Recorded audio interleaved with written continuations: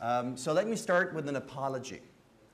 Okay, so I am a political economist, and I'm speaking to a distinguished audience of real scientists, right? So both political scientists and economists tend to speak superficially about everything and doing a lot of damage to society in the meanwhile. So please excuse me if everything or most of what I say you will find outrageous or even ridiculous. And if that is the case, don't tell me, but complain directly with Lisa Corsten, who's the one that has invited me to this talk.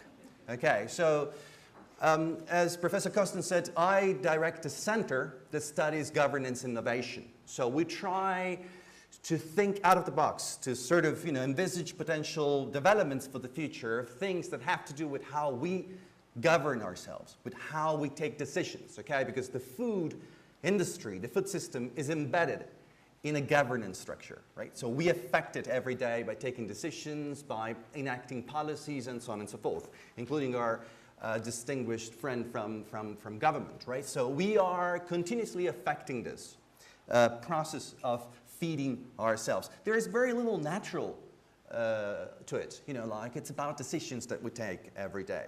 So let me, as one fixated with governance, let me give you a framework that I think helps explain, or at least, understand what are the main issues at play when we talk about food policy or food governance, okay? So we've been speaking a lot about the big flavor of the day, which is food security, right? Right in the middle, right there. Food security is a multi-layered, multi-level concept, but at least has to do with a lot of things that you find in the other circles. First of all, it has to do with the quality of the food that we eat, right? The food safety. But not just the quality, whether it's good or bad to our health, but also the variety, something we tend to forget. Food safety is not just about whether the food is rotten or not, but it's also the variety of food that we actually take, we eat every day, right? How varied it is. It may be very healthy because it's full of antibiotics, but at the end of the day, what are we actually getting in terms of nutritional value and variety? So I would put food quality and variety in the same circle, and then you have issues that have to do with governance.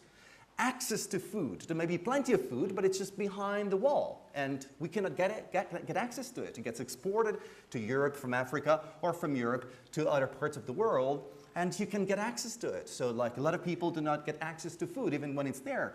It depends on how we produce the food, our production systems, and most of these systems are not natural.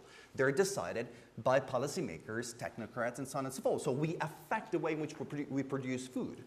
How we invest our financial resources. How do we allow people to invest in food?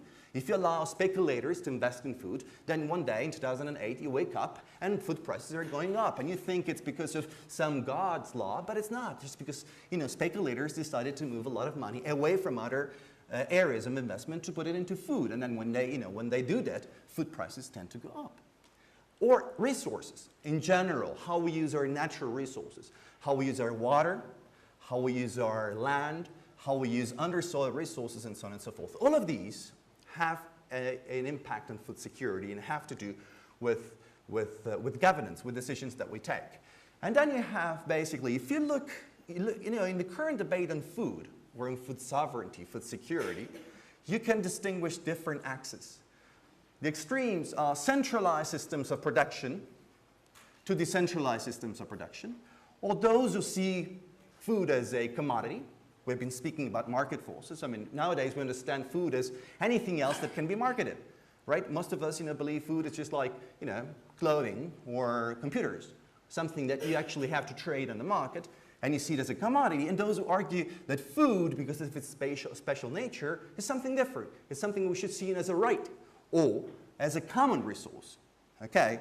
And along these axes, you can find a system of governance that I would call food marketization, which is by and large the type of system we have today, with varying degrees. And on the other one, we have the food sovereignty system, right?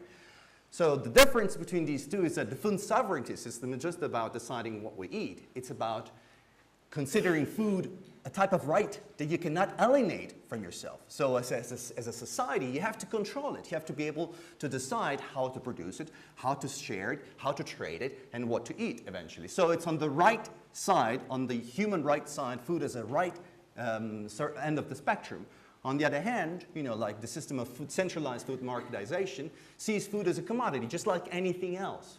And that, many say, is the best way to make the world food secure. So we don't know who's right, because these forces actually, and here is the political economist, tend to fight one another all the time, right? So on the one hand, you have those arguing for better safety and security via food marketization and centralized systems of production, and those arguing for the opposite and those arguing for a little bit of both. Usually, like a lot of governments tend to argue for a little bit of both because they get money from the market, but they also have to, satisfy voters. So to a certain extent, they play this ambivalent role in the middle. In any case, this is a dynamic process. And our system nowadays is prevalent in terms of its, I would say that it's basically here, it's somewhere along the top, okay? There is not just pure marketization, but it's definitely far away from the food sovereignty scenario, okay? And our system of production is coherent with many other systems of production we have in other industries, okay? Food is not different from how we produce cars, how we produce energy, and so on and so forth. You have a centralized, highly efficient system of production, then you have a distribution, and then you have a system of consumption, okay? And then on those two lights there, those two sides there, I'd like to emphasize the fact that, again, policies tend to reinforce this system. This system is highly subsidized, is highly regulated, and there are incentives for people to invest in this system. That's why this system keeps going. We're not operating on a level playing field here, okay? So there are some governance structures that allow this system to grow and prosper, okay? We have to take them into consideration, and of course, that's the policy side. But there is the political science side, which looks at it as a power structure, okay? The more rules you have that allow you to grow your centralized system of production, the more money you will have to influence the policies in a self-reinforcing circle, right? So there is a control of resources, the control of land, control of information as well. I mean, a lot of people that have a lot of money, the Monsantos of the world, have the power to buy advertisement on newspapers, to convince farmers to use genetically modified seeds and so on and so forth. So they somehow build a discourse of efficiency in this system. And the other thing I'd like to emphasize is that in order for us to understand how the food system may be changing or is already changing, we also have to rethink some conventional wisdom, especially what hunger is, right? I mean, we all know this. The FAO every second year publishes a map, and the map is always the same story. Africa is highly insecure in terms of food. The rest of the world, white up there, it's fine, right? So we know this, right? And this reinforces the perception that some parts of the world are doing something wrong.